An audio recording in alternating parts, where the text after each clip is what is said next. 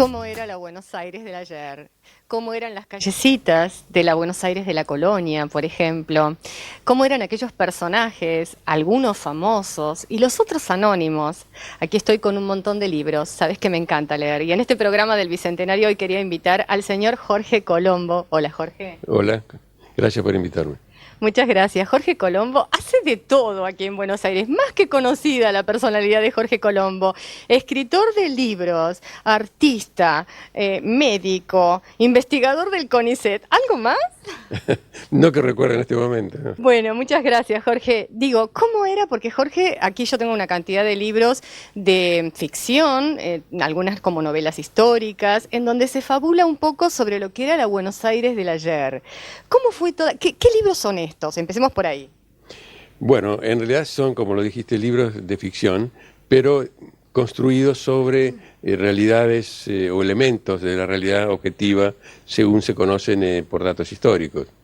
Esto requirió una cierta nivel de investigación, pero sobre ello hay mucho de imaginario. Ahora, ¿por qué esa superposición? Y el porqué surge de la noción de que una ciudad no está construida solamente con los elementos objetivos, visuales del momento, sino con su historia. Digamos que el ciudadano tiene una relación más rica con esa ciudad en la medida que haya historias y elementos que recuerden esas historias. Lamentablemente, el pasar de las distintas administraciones desde hace años han barrido con muchos de esos elementos objetivos de la historia, ¿no? Caso de la Recoba, la amputación del Cabildo, el Fuerte, etcétera, etcétera. Digamos, la búsqueda es de ver si se puede, de alguna manera, sugerirle, incorporarle a la vida ciudadana un vínculo mucho más enriquecido con fantasía sobre qué pudo haber ocurrido en esas calles por las que uno a veces deambula en los fines de semana o durante las jornadas de trabajo.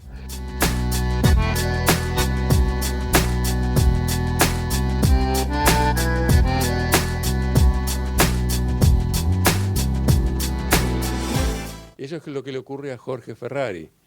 Y es un personaje que surge en alguna medida también por la relación con un arqueólogo urbano, Daniel Shavelson, con quien me une una amistad, y me comentaba de la existencia de pozos de descartes de antiguas construcciones. Esos pozos de descarte correspondían a ciertos años de la época de la colonia o posterior a la colonia. Se me ocurrió entonces que podría ser que esos pozos de descartes operaran como portales. Y así fue como Jorge Ferrari cayó en uno de esos pozos de descartes y apareció en Buenos Aires año 1792, por ejemplo. Bueno, a partir de ahí se suceden una serie de encuentros y aventuras. La idea en general del personaje es hacerle la vida imposible a españoles y británicos, y de alguna manera, obviamente, vincularse con los criollos de la época. Así se suceden encuentros, aventuras con Castelli, con Moreno y otros ilustres personajes de la historia.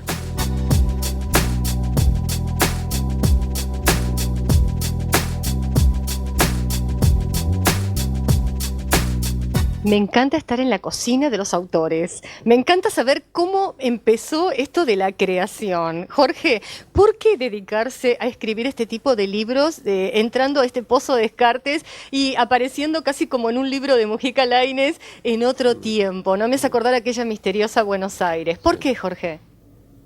Bueno, tal vez porque ha habido una omisión en nuestra propia generación, nuestro propio crecimiento, y me incluyo, esa relativa ausencia de elementos fantásticos, digamos, que enriquezcan a nuestra ciudad. Y tal vez también por un poco de situaciones personales. Yo he estado mucho tiempo afuera por razones científicas y otras, y creo que de alguna manera el regreso para mí fue un reafirmar el vínculo con Buenos Aires.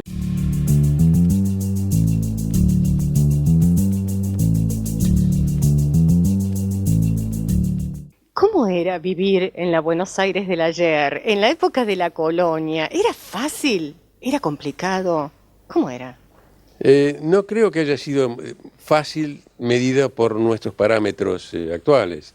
Digamos que el tema de la salubridad, el tema de la seguridad, ustedes saben que existían los llamados huecos, que eran las zonas donde no había construcción de los antiguos solares que había distribuido Juan de Garay. Tanto es así que el solar de Juan de Garay, que nunca fue construido en aquella época, lo llamaban el hueco de las ánimas, por ejemplo.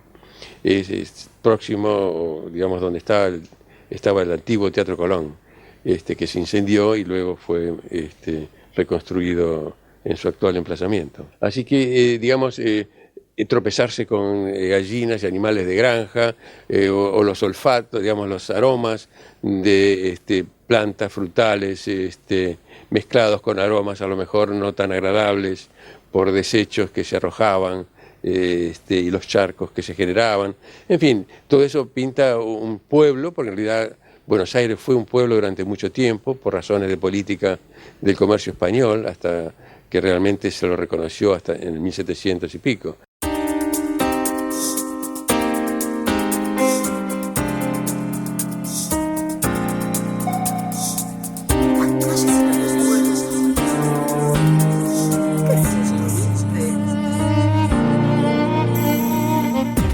Libros para leer de Jorge Colombo. Acá tengo El oráculo de la Recoba, Los 1000 días del adelantado, Aventuras de un porteño en tiempos de la colonia, y además tengo El alquimista y las invasiones inglesas, y todos estos se pueden conseguir en las mejores librerías del país, ¿no? Correcto, sí, sí.